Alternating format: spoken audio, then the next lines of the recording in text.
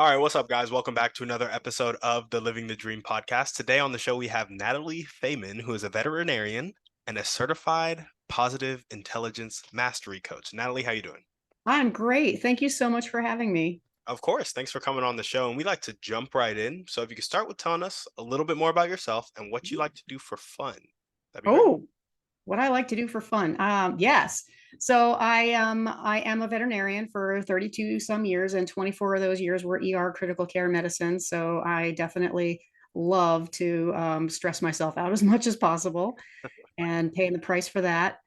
And just more recently, I had a bit of a challenge with my weight because of the stress and all of the responsibilities that go along with being in ER. I developed this bad habit of managing my emotions with food. So over a period of about 3 decades, my weight climbed up to about 240 pounds. And of course, I had tried all the diets and all the workout programs, and they would all work for a little while. And then, you would just fall off the wagon because it just didn't feel sustainable. And then when you fail, then you start judging yourself and shaming yourself, and it just becomes this big vicious spiral. I finally found, just by complete accident, I found a weight loss group that was run by a life coach. And it was all mindset work. There was no food list, there was no calorie list, there was like no good food, no bad food. It was all around how to recognize when you are using food to manage your emotions and a better way to be able to do that. And that was an approach I had never tried before. So I'm like, well, let me give this a try because nothing else is working. And it just blew my mind, completely changed everything about my life. And, I tell people, like, I thought I went there to lose weight. But what actually happened is I learned how to be less stressed out. I learned how to be calmer and happier. I learned how to start loving myself again. I learned how to manage my relationships better, how to have more optimism for the future. I just became a calmer, happier person, probably a lot more fun for other people to be around. And the weight loss just kind of happened all by itself, almost like a side effect. Yeah. And I was blown away. And I saw the transformation in myself. I saw the transformation in the other women that were in this group. And I realized, well, life coaching has the power to change lives. So when COVID rolled around and everything that I like to do for fun kind of evaporated, I'm like, it's time for a change. I can't stand the idea of keeping on doing what I'm doing for another 20 years. I need to do something different. So I went to a coach training program, and here I am. So trying to pay it forward. As far as what I like doing for fun, I've been a lifelong martial artist. I'm a fifth-degree black belt in a Japanese style of jujitsu called San Yamabushi. And more recently, for the last 6 years, I've been a taiko drumming student. And I've just started performing with a Japanese taiko band that is located here in Fort Lauderdale. There we go. Yeah. Lifelong martial artist, huh? Yes. And also, I love kayaking. Also a kayaker. Yeah. Yeah, I gotcha. And what is taiko drumming? It is a style of performance drumming that is very deeply rooted in martial arts, but also in entertaining people, musicality. It's extremely physical. It is a workout and a half, like you have no idea. And I'm not just talking arms and shoulders. I'm talking core, legs, everything. There is no part of my body that doesn't hurt when I've been to like a really intense drumming class. But it's also just so empowering. I think there's just something about a drum that just goes right to our heart, and it really grabs you like on a spiritual level. So it's as demanding physically as it is, it's also something that just feeds my spirit. And I think you could probably hear when I talk about it, like I get so jazzed up about it. I can't say enough about it. Probably not for everybody. It's very intense, but I like intense and I like a challenge. So it's just become a huge part of my life. There we go. There we go. Well, awesome. Tell us Yeah. a bit more about your motivation. What really gets you up and keeps you going every day? Oh my gosh. Well, for such a long time, I don't think I had motivation. There's probably a 30-year period of my life that I refer to as the black hole, where everything was just eat, sleep, work, repeat, repeat. I didn't see any optimism for the future. I just like is this all there really is? I'm miserable. I hate this. I don't want to do this every day for the next 30 years, but I don't know what else to do with myself. And I think since I had this transformational experience with the life coach, and since I've become a coach myself now, my motivation is really just to try to show people that there's a better way, that you really can have that drive, that passion, that inspiration that you probably felt when you were a kid. You know, we all kind of, when we were little kids, we felt like we had a special mission. We were put on this earth for a reason, and that we were going to go on and do great things one day. And just slowly life just kind of tramples that out of you over time. And I've really learned how to kind of start reconnecting myself back to that original feeling of just, I don't know if specialness is the right word, but just passion and inspiration, knowing that I have a purpose. Mm. And every time I see that light bulb come on in somebody else's eyes, I feel like that's my purpose. That's why I'm here. Yeah. Isn't it so awesome to impact people in such a profound way? It's just like, Absolutely. That is, I can't say enough about the power of coaching, because that's what I get to do now. I get to help other people reach that point of inspiration and realize that the barriers that they thought were in front of them were really just things that they created themselves, and they can also create the solution. mm, yeah. Well, tell us a little bit more about positive intelligence Mhm, mastery. You talked about how a life coach was able to, help you lose weight, whereas like mhm, all these weight loss programs weren't. So just speak to us a little bit about your experience and how you applied it to that situation, and then how others can mhm. apply it to their current Yeah. situation.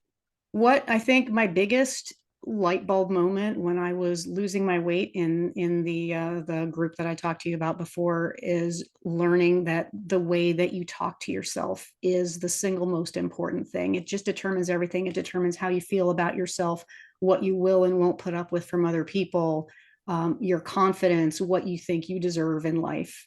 And so many of us have this negative self narrative, this voice of judgment that just plays in our head 24/7.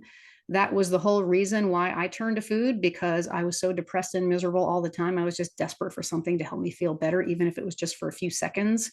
But then the next time you step on the scale, all that shame and misery and depression just comes crashing back on you.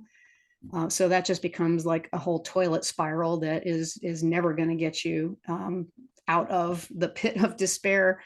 So learning how to talk to myself better, how to recognize that voice of self-judgment and intercept it and redirect it to something more positive really helped me to kind of rebuild that self-worth and self-esteem that I had been lacking.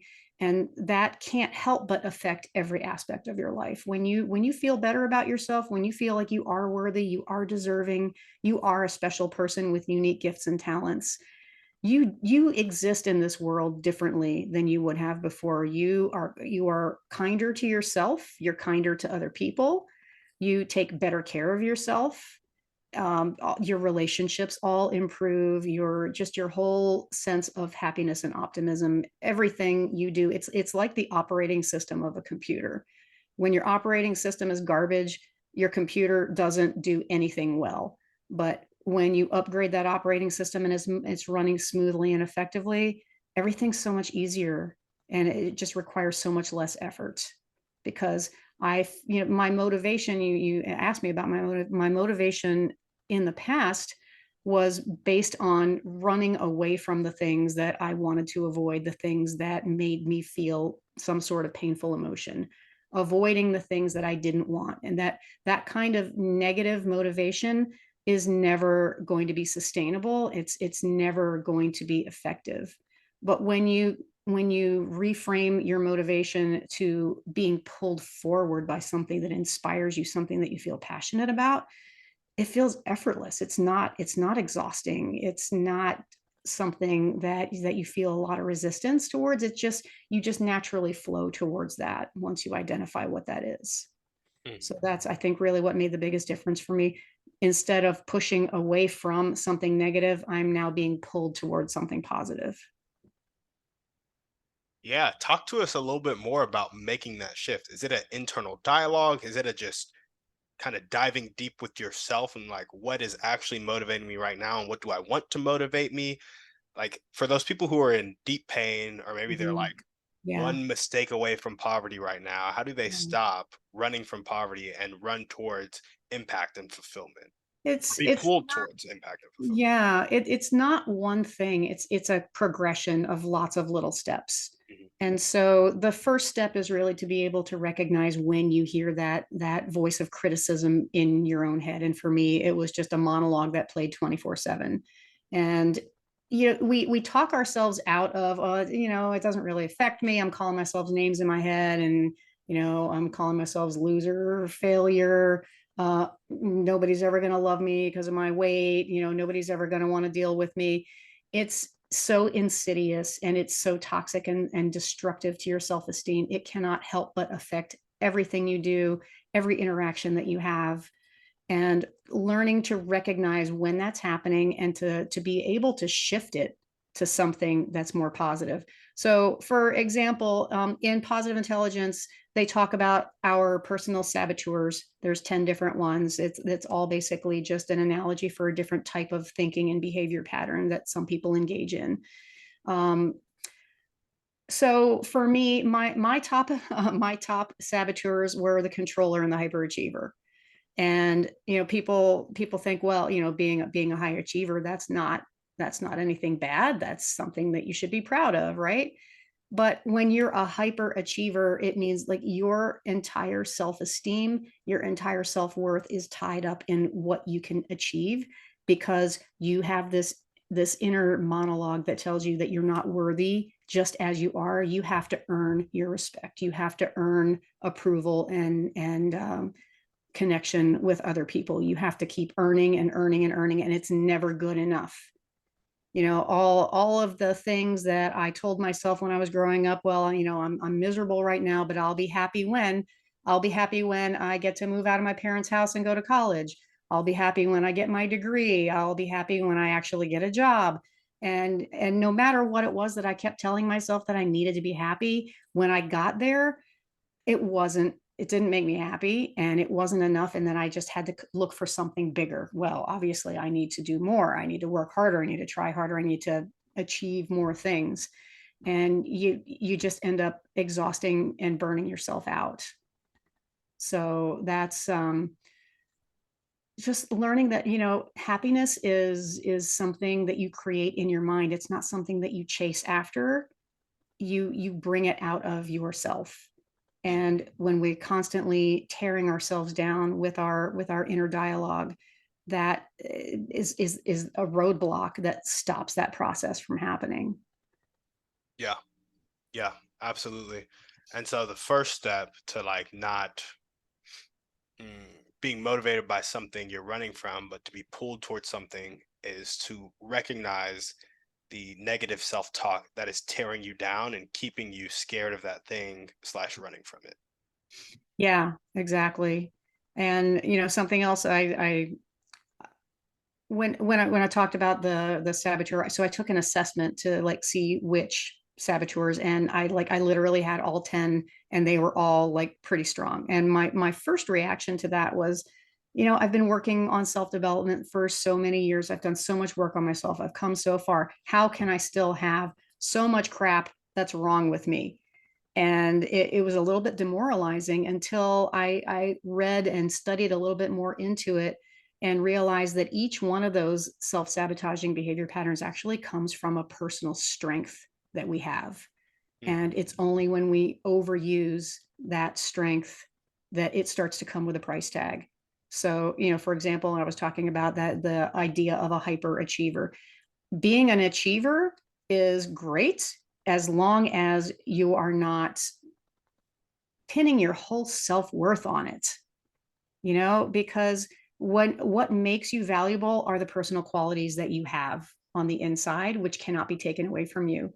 But your achievements could evaporate in a second. The thing that you think makes you valuable that you can do, that can go away in a second. I could break my leg tomorrow in a car wreck and not be able to work.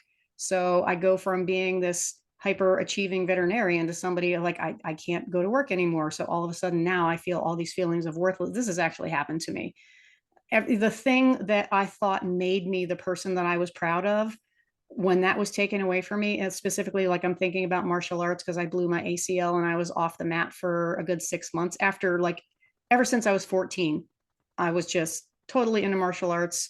I would go to the dojo like 5 days a week, and it became like part of my self-esteem. This is who I am. This is what makes me cool. This is what makes people respect me. And then all of a sudden I couldn't do it anymore. And I felt so worthless. I fell into such a depression that I just like, it felt like a physical weight crushing down on me. And of course, as was my old habit, I ended up turning to food to make myself feel better while I was recovering, which then just brought even more shame on top of that. And it just, I at least I can now look back in hindsight and recognize that that was the spiral that was happening. But the thing that makes me proud of myself is not the fact that I go to the dojo, or if I'm a fifth degree black belt, or everybody at the dojo is afraid of me or whatever. It's the fact that I love a challenge. I love to do hard things. I love working for a long-term goal, something that's hard to accomplish.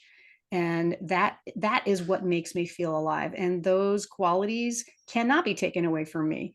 If something happens and I can never go to the dojo again, I can take those same qualities with me and apply them to something else.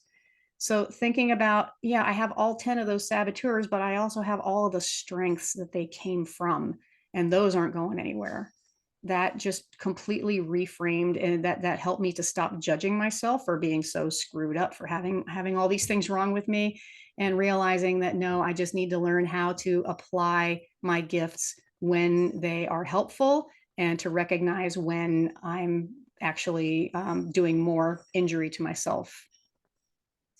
That's really interesting.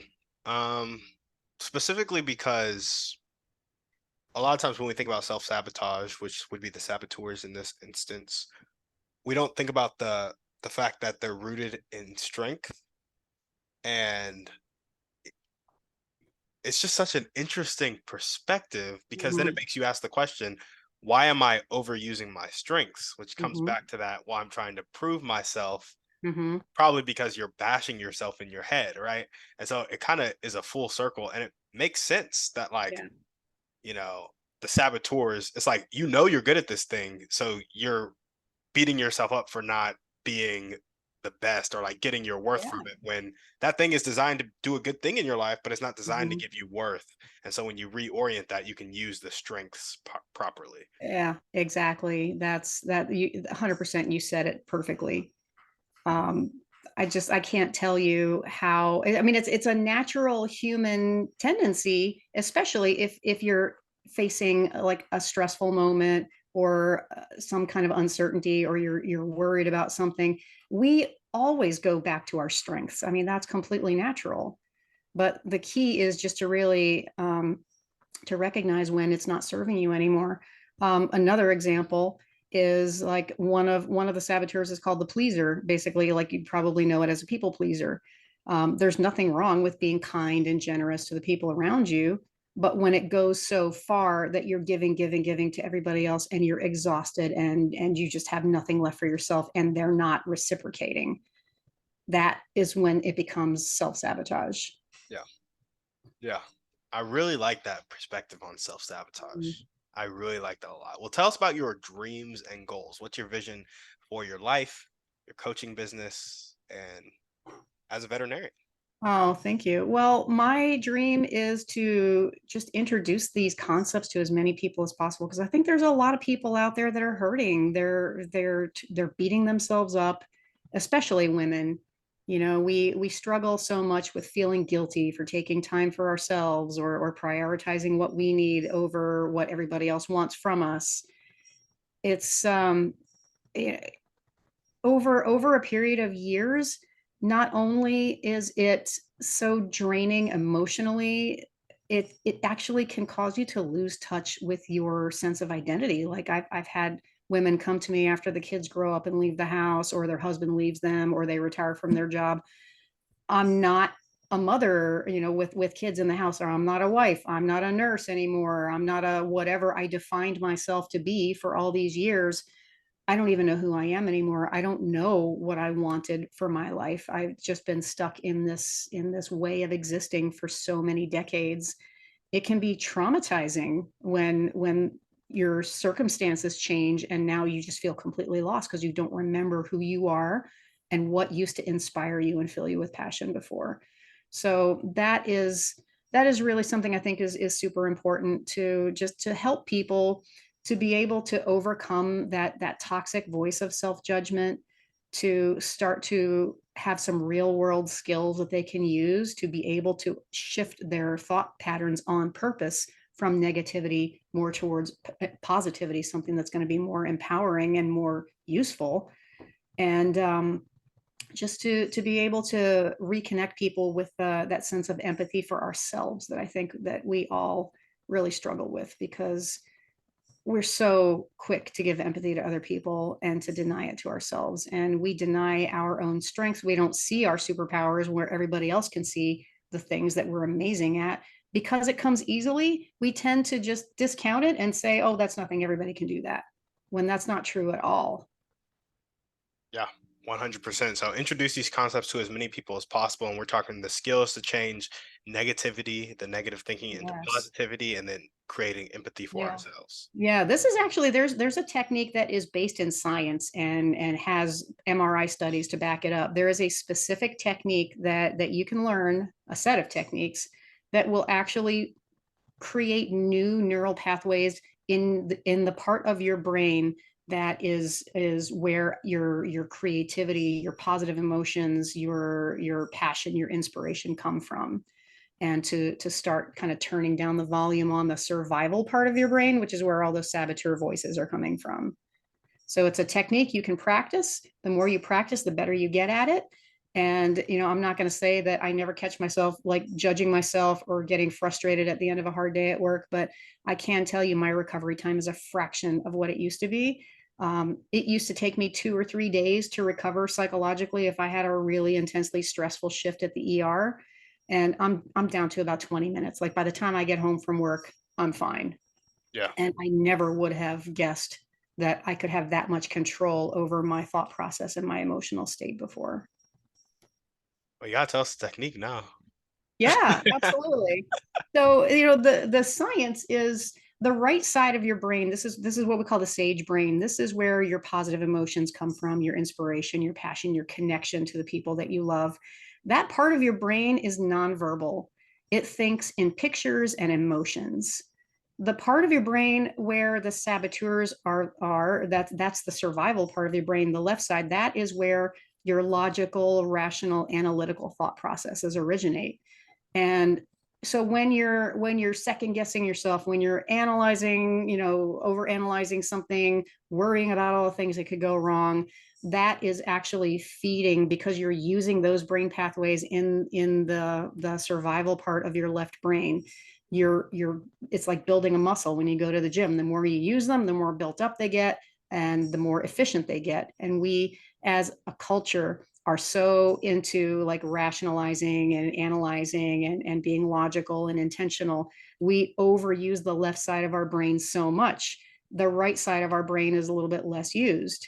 So the technique is called self-command, and basically the whole purpose is to train yourself to stop thinking and start experiencing, start feeling, to get back in touch with your emotions, to get back in touch with your physical sensations.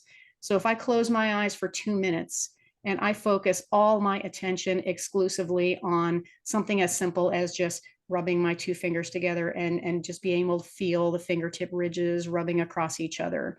Or, sometimes I'll feel the ridges on my earlobe. Anything that is just exclusively focusing on one sensory input. It could be something that you hear. It could be the first bite of food that you take when you sit down to a meal. It can be something that you touch. Any sensory input that is going to start rebuilding those neural pathways on the right side of your brain. So training yourself to stop thinking, to be in the moment, because when we're worrying, when we're judging ourselves, we're thinking about something that already happened. We're worried about something that might happen in the future. So your brain is not right here. It's in the past, it's in the future, it's everywhere, but right here, right now. So that is a huge focus of how these techniques actually start to work. And it is a process. I've been working on this for about a year and a half. I still have a ways to go, but I've seen such a huge shift in myself. And when other people start noticing it and making comments to you about it, that's when you really know that you've made a huge change. And what's that technique called again? It's called self-command. It's part of the positive intelligence program. So they have a whole selection of exercises. And here's the one specifically with the reference to self-judgment. This is the one that really, really helped me to start overcoming this. And I actually just made a video about it. The name of the exercise is called Label with Anchor. And the idea is that you sit there with your eyes closed for 2 minutes or 5 minutes or 10 minutes or however long it is. And the anchor is your breath. So you're going to focus all your attention on your breath. And when thoughts start to creep into your head, which they definitely will, because we can't physically stop that from happening, what you do is you label what kind of thought it is. So for me, I started noticing just broad categories. I started noticing that 90% of the thoughts that pop into my head are judging myself, ruminating over something that happened in the past that I'm now second guessing if I said the right thing or I did the right thing. Thinking about what could possibly go wrong in the future, what do I need to worry about, what do I need to be prepared for. Then I also started noticing that I was inventing fictional scenarios in my head where I would be having a conflict with somebody like my mother or somebody at work, something that never happened and probably never will, but I was experiencing it as if it did happen and then actually getting angry and frustrated about it. And I looked at myself and I'm like, am I just like banking frustration for future use just in case I run out or something? So I just nicknamed this frustration banking. And then the other big category I noticed with myself was disaster planning. Like, just what if the zombie apocalypse starts tomorrow? What do I need to have in my go bag? And like, I'm using so much brain energy on things that have no impact on my life right now that it was really eye-opening to see what was really going on behind the scenes in my head. And what ended up happening after I was practicing this exercise for a good couple of weeks, it started happening all by itself without me even meaning to. Like, I would be having a conversation with somebody at work and a thought would pop into my head and I would instantly say judgment and I would stop it right then and there. Mm. And that actually prevented me from spiraling down the path of how could they possibly say that to me? What they must think that I'm an idiot, or is all of the fictional scenarios that I would typically invent in my head to get angry about. It really helped me to shut all that down. But it's not like a light switch. It's a process, and it definitely does take practice. But it is so effective. And like I said, there are actual brain MRI studies proving that over a 6-week period with anywhere from 10 to 15 minutes of practice a day, you will actually see more gray matter in the right side of your brain after doing this consistent practice and less gray matter in the left side where the saboteur survival impulses come from. Mm. And why is gray matter a significant measuring? That's more brain tissue. So Gotcha. there's more brain tissue, active brain tissue in the sage part of your brain, and less brain tissue in the saboteur part of your brain after 6 weeks of just minimal daily practice. Mm. So it is proven that it really does work. There we go. There we go. And that doesn't make people less logical, does it? Not at all. Oh my God, we overuse that part of our brain so much. But again, it's just like all of the strengths that give rise to our saboteurs, logic and being able to analyze and rationalize, that's phenomenal. But when that starts to, when you overuse that, that really starts to put a lot of strain on your relationships because we don't engage with people on an emotional level because we're so overly favoring, that rational effect. That is what we call the hyper rational saboteur. Yeah. Somebody that is just so overly logical and overly rational that they are completely disconnected from their emotions. And it makes it really hard to create any kind of close, trusting relationship if that's your go to behavior pattern. Mm. I gotcha. I gotcha. Well, awesome. Any other dreams or goals that you want to share? We got those two techniques, label with anchor and self command, and then Mhm. introducing these concepts and techniques to as many people as possible. Yeah. Yeah. Oh, quick question. When you say as many people as possible, what number do you have in your head? Oh my gosh, I don't know that I have a number, but I feel like this whole constellation of techniques and the whole operating system of positive intelligence. I wish that this was taught to every school kid across the entire country, because we would live in such a much better society if people learned to think this way. Yeah. It has done nothing but amazing things for me, and I've seen it do amazing things for other people. And I just wish that everybody could be exposed to this, because it would make us better people. It would make this a better world. And I feel like kids would pick it up even easier than some Oh my adults God. do. Yeah. Yeah, absolutely. Kids can do anything. There's little sponges. Yeah, yeah. Well, awesome. What are the top any other dreams or goals you want to talk about? That's really it. I really want to I want to see less self-inflicted emotional pain in the world, because it's not necessary. And a lot of times it's just because we don't know another way, because we've practiced this for decades or for our whole lives. This is the way we talk to ourselves, and people think that they can't change the way that they think. That is absolutely not true. I see Yeah, it happen every day. there we go. Well, what are the top 1 to 2 skills that you need to develop right now to make this dream come true? Every school kid across the entire country is starting to learn these techniques. Oh my gosh. I just want to be like a little positivity virus. I want to infect as many people as I come in contact with. The top 1 to 2 skills that I would need. I think that I'm telling myself a story about nobody wants to hear what I have to say. So I just don't always like try to engage with somebody, because I have this underlying subconscious assumption that they're not going to listen. And I know that's not true, because when I start talking about this, I can see people leaning forward, their eyes get more open, like they're interested, because some of these concepts have really just never occurred to people, and it's really life changing. So just I think the skill that I need to build is engaging with people more, and just hiding in my cave less. I gotcha. I gotcha. Engaging with people more. Well, what are the top 1 to 2 daily actions that are going to have the highest impact and tick the needle forward towards Mhm. these dreams and goals? Easy. Do more of these self-command exercises. We call them PQ reps. So it's just like doing a bicep curl rep at the gym. Doing my brain reps every day has already made a huge difference, but I also can see how far I still have to go, and the potential that I haven't reached yet. So the more opportunities I take to just stop and breathe and do these reps, I think that's really the key to everything that I want to do. I gotcha. And when you say engaging with people more for the skills, are you talking on a one-on-one level, like you see somebody in the grocery store, you strike up a conversation? Are you talking on a one-to-many level, like you're marketing using Facebook ads or TikTok or social media or something like Yeah. that?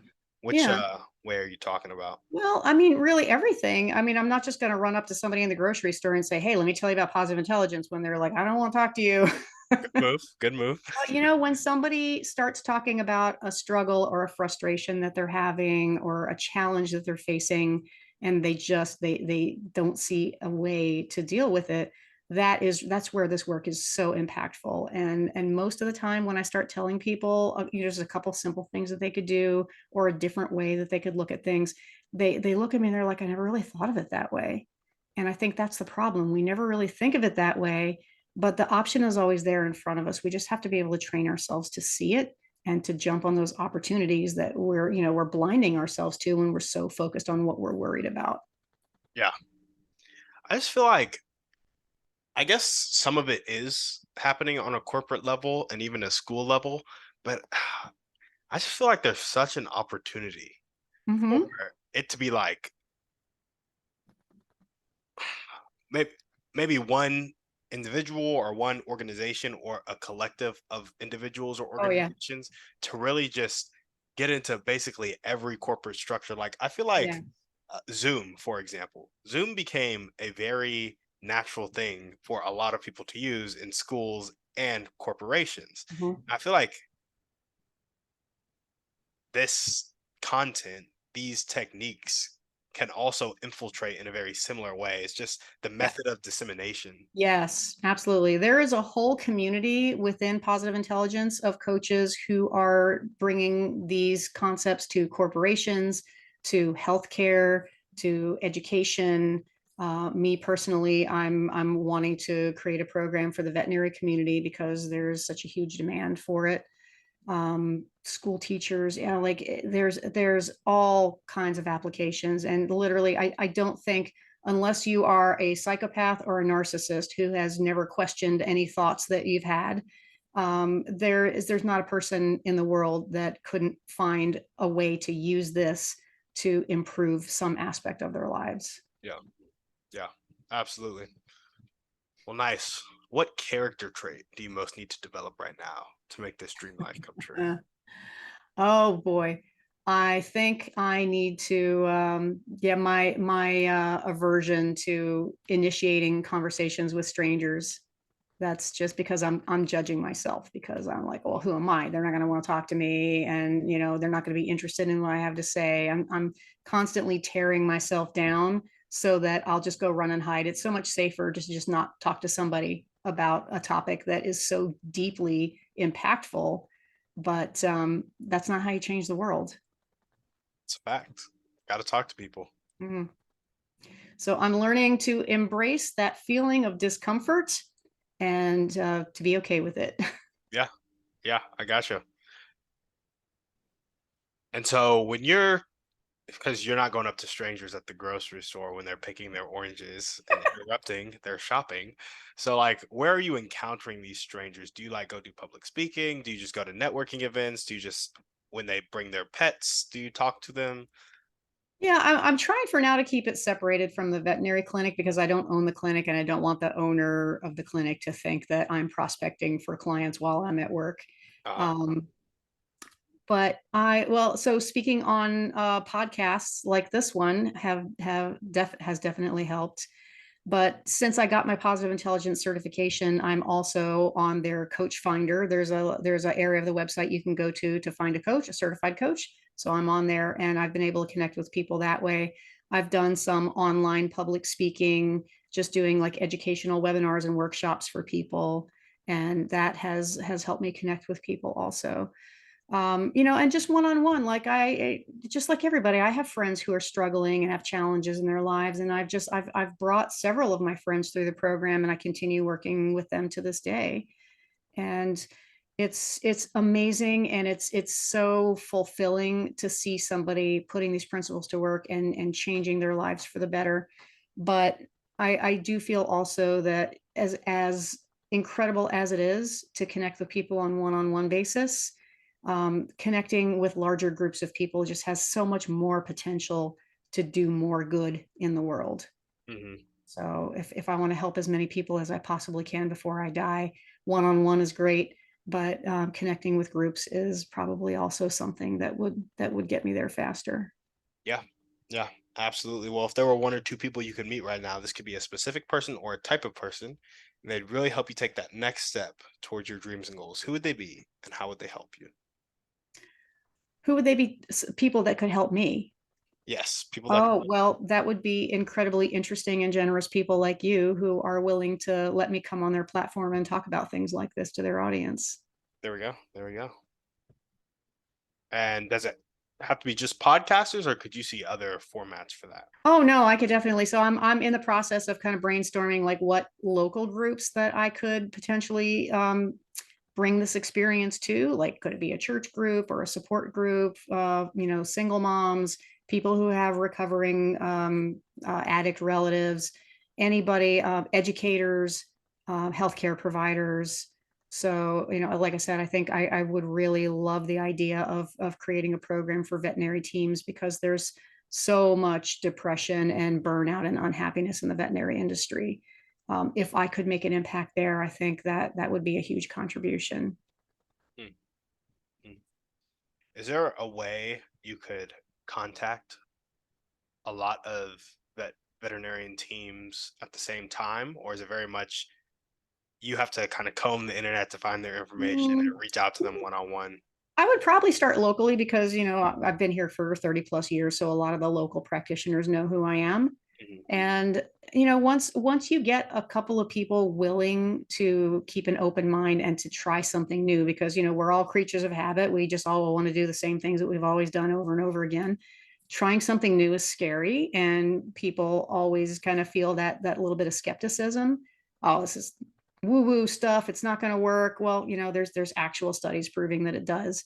And Positive Intelligence actually has a year long program that is specifically targeted at um, team building and improving the work environment, improving communication. And retention of employees is a big thing, not just for veterinarians, but I'm sure for every industry out there. So that was, yeah, that's kind of my idea as far as the area that I could do the most good. But I don't want to lose that one-to-one connection that I get, working with individual people who come to me, somebody who's a student that's struggling with ADHD, somebody who's a school counselor who's struggling with students that have mental health issues. My veterinarian friend that has some family challenges that she's trying to deal with, as well as running her business single-handedly. So there's huge impact. And I feel like it's my calling to be able to give people the tools they need to manage their lives and to build better lives. For sure. I love it. Alrighty. We're gonna jump into our thriving three now. These are some quicker questions just about how you take in information. So, what is your favorite book, movie, or podcast? Pick one of those. Oh, okay. My favorite book is Lord of the Rings, which I've probably read 4 or 5 times. Love it. Love I it. just I love losing myself in an alternate reality story. And just that epic quest, the hero's journey. I think it has so many parallels to our real lives on a day-to-day basis. Yeah. My favorite movie is Lady Hawk. Probably watched about 30 times. Um, just I the romance, the epic fantasy, the magic, the just it just I never get tired of it. Yeah. I don't know if you want me to get into describing like what the movie is about, but it's an older movie, like from the 80s. But I've just never heard of it. You can dive a little bit into it. my gosh. So Rutger Hauer is a knight. Michelle Pfeiffer is the daughter of the person who used to be the captain of the guard in this city. And Matthew Broderick is a thief who's about to get executed for stealing. And so Rutger Hauer and Michelle Pfeiffer have fallen in love with each other, but unbeknownst to them, the bishop of the city is already in love with her and decides that if he can't have her, that nobody could.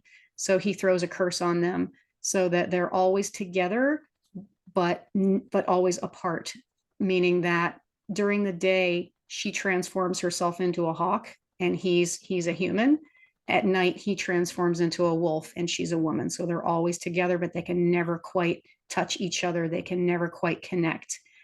And they discover a way to break this curse, and they kind of use their connection with Matthew Broderick, the thief, to be able to get them back into the city so that they can confront the bishop and break the curse.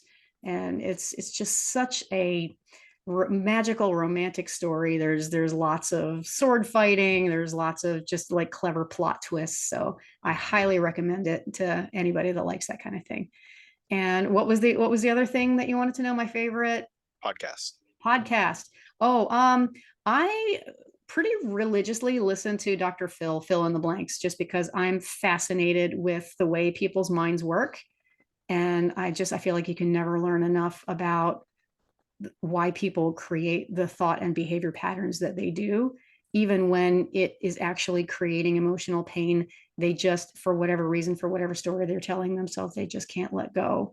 And just getting a deeper understanding of why that is, I think, is really helpful. Yeah. Yeah. And what's one way you like to take care of yourself?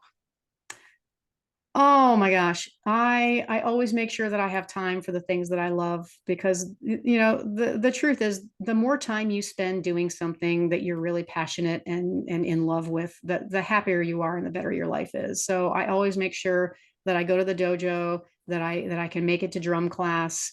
And while I'm there, I am not worried about anything else. I'm not worried about what happened to me at work that day or what I have to do tomorrow. I am there. I'm in the moment. I'm enjoying every second of it. Mm, gotcha, gotcha. And what's one action step you can take right now or continue to take if you're already doing it to meet those other podcasters and local groups that you can bring the experience to? Yeah. So yeah, I'm always looking for podcast hosts that have a message that resonates with mine, so that we can help each other.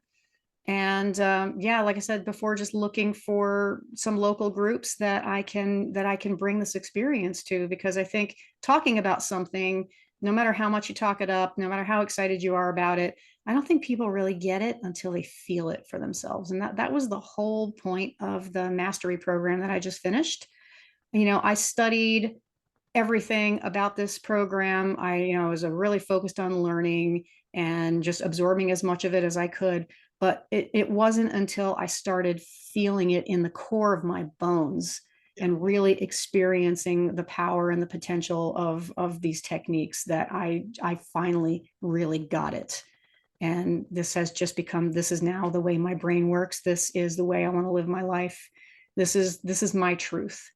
So that is something that I think when I approach somebody else, they need to feel it. They need to experience it. Maybe not the whole 6-week program, but just for a moment, that flash of insight, that moment, that aha moment of I never really thought of it that way. That is really the key, I think, to opening people's minds to the possibilities. Yeah, for sure. All right. Natalie, we have our final series of questions now. These can get a bit personal. So, Okay, I'm an open book. okay, great. What is one limiting belief that continues to pop up in your life, if any? Oh, yes. Well, I think I already talked about this, that narrative that I'm not worth listening to and nobody's going to pay attention if I try to tell them what I'm so excited about. And where does that come from? Oh my gosh, that comes from pretty much a lifetime of being told to shut up and go to my room and stop talking and, just get out of the way, from childhood, and a series of personal relationships that just kind of reinforce that messaging. And I just internalized that. And that's exactly where my hyperachiever tendency grew out of, because I just developed this idea that I wasn't worth anything unless I was doing amazing things and achieving and getting good grades and winning all these awards and constantly being like the best at what I do. Otherwise, nobody wants to give me the time of day, which is so not true. But that's where that came from. Do you have any limiting actions that reinforce this limiting belief? Oh, definitely not speaking up for myself, letting other people run over me, not expressing my opinion when people are talking about something that might be like a touchy subject, because it's safer just to stay quiet and not have the conflict.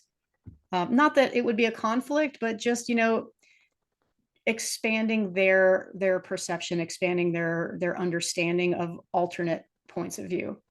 So sometimes it's just easier to stay quiet, but that's again, that's not how you change people's thoughts and hearts, and that's not how you change the world. Facts. Facts. And if you were to change that limiting belief into an abundant phrase that really spoke to your heart, what would that phrase be? Oh my gosh, that's